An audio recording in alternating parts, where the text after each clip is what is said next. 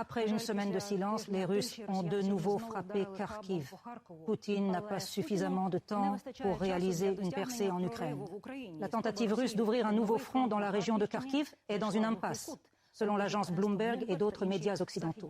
La tentative visant à créer de nombreux points de tension et à étirer les forces ukrainiennes s'est avérée très coûteuse et sanglante pour l'armée russe elle-même.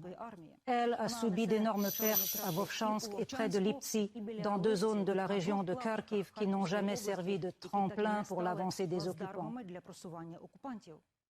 Notre reporter de guerre Andriy Sapienko en est revenu avec des impressions inattendues et des nouvelles encore plus inattendues concernant à la fois une éventuelle contre-offensive et l'expérience dans laquelle se sont lancés. Projectile de 50 kg vole vers la Russie presque à la vitesse du...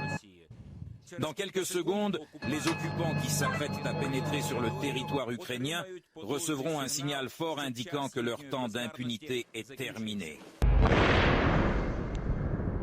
Maintenant, à ce stade, avons la permission à travailler sur le territoire russe. Nous avons eu des moments difficiles, mais maintenant, nous avons vraiment les munitions. La cible est une zone fortifiée que les occupants ont construite près de la frontière. Là, ils accumulent des forces avant de déménager à Kharkiv. Il est nécessaire d'avoir l'autorisation d'utiliser de telles armes américaines dans les zones de concentration des forces sur le territoire de la Russie. Bien qu'il soit arrivé un peu tardivement. Mais il a quand même contraint les Russes à ralentir leur avancée dans la région de Kharkiv. Maintenant, le manque des munitions est terminé et il est possible que ces types, nos forces armées, obligeant les Russes à abandonner l'idée de créer leur tête de pont au nord de Kharkiv. Mais sur le front, comme nulle part d'ailleurs, on comprend que les Alliés sont en retard sur les risques mortels auxquels l'armée ukrainienne est exposée. Vous savez, je pense que s'il y avait eu l'autorisation, par exemple, il y a 6 mois, de frapper sur le territoire de la Fédération de Russie, nous n'aurions pas permis une telle situation. Parce qu'ils ne pourraient pas simplement accumuler les forces nécessaires pour franchir la frontière ukrainienne dans la région de Kharkiv. Ils seraient simplement brûlés avec des colonnes à l'approche. Comment? Les Russes savaient-ils que nous ne sommes pas autorisés à utiliser ces armes puissantes sur leur territoire? Donc nous le savons, car souvent, lorsqu'ils voulaient sortir dehors, ils portaient des pantoufles, des shorts, etc. Ils sortaient complètement détendus. Ils ont compris qu'ils ne recevraient pas de réponse. Ils ont ressenti une sorte d'impunité, n'est-ce pas? Absolument, oui. Autrement dit, ils se tenaient là aussi tranquilles que possible. Ils étaient sûrs qu'ils ne seraient pas affectés par cette guerre. Cela ne veut pas dire que les Ukrainiens ne se sont pas rendus sur le territoire russe, sur les cibles militaires. Après la percée russe dans la région de Kharkiv, ici ont été envoyés en urgence des dizaines de groupes avec des drones lourds télécubiques. Celui-ci, connu sous le nom de Heavy Shot, est piloté par des officiers militaires du contre-espionnage du SBU avec le soutien de l'armée des volontaires ukrainiens.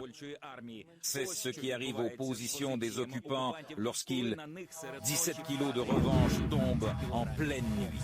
Heavy Shot fonctionne dans notre cas. Il s'agit d'une mine de calibre 120 provenant de l'installation d'artillerie automotrice Nona. Ils ont travaillé sur des installations d'artillerie automotrice sur le territoire de la Russie. Et à quelle distance se trouve-t-il de la frontière? 10 km.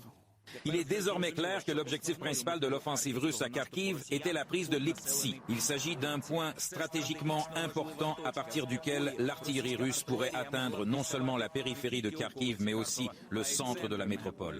Nous sommes quelque part à mi-chemin entre Liptsi et Kharkiv. Un champ brûle près de chez nous après l'arrivée des soviétiques russes.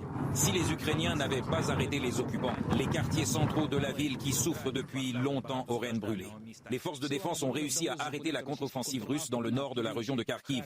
Aujourd'hui, les Ukrainiens se lancent progressivement dans des actions contre-offensives. Toutefois, cela ne signifie pas que les occupants seront repoussés à l'étranger demain. L'ennemi tente de prendre pied. Une chose ne fonctionne pas, il en essaie une autre. Par exemple, nous avons appris qu'il envisageait d'utiliser des groupes de sabotage pour entrer depuis le territoire de la Russie et tenter de trouver de telles positions de l'artillerie ukrainienne bien cachées aux yeux de la reconnaissance aérienne. La brigade de la garde nationale Charte a été créée à l'initiative des défenseurs de Kharkiv et c'est elle qui a fait obstacle aux occupants à Liptsi. La ville incassable est littéralement dans le dos des gardes nationaux. Depuis Notre arrivée ici jusqu'à aujourd'hui, la situation s'est clairement stabilisée parce que les premiers jours ont été vraiment difficiles. Les moscovites, si vous pouvez utiliser ce mot, avançaient, tiraient ici de n'importe quoi, de l'artillerie à l'aviation.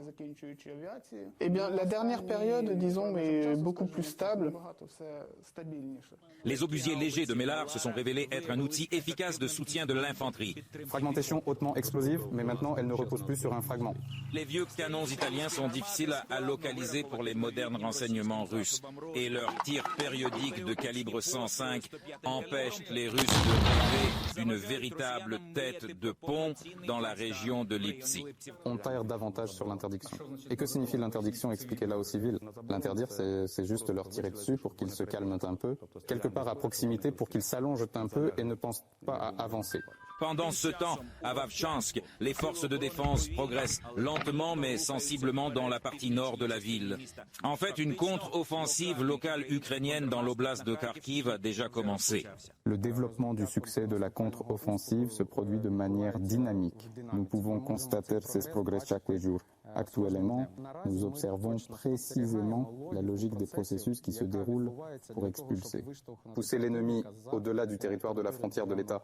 Les forces ukrainiennes parviennent non seulement à avancer petit à petit, mais aussi à capturer les occupants, qui dans la région de Kharkiv semblent être des unités entières, après une tentative infructueuse de prendre pied à Vovchansk. Je suis entré, il avait déjà une manche. Troupes d'assaut, commandant de compagnie, stormtrooper, tireur.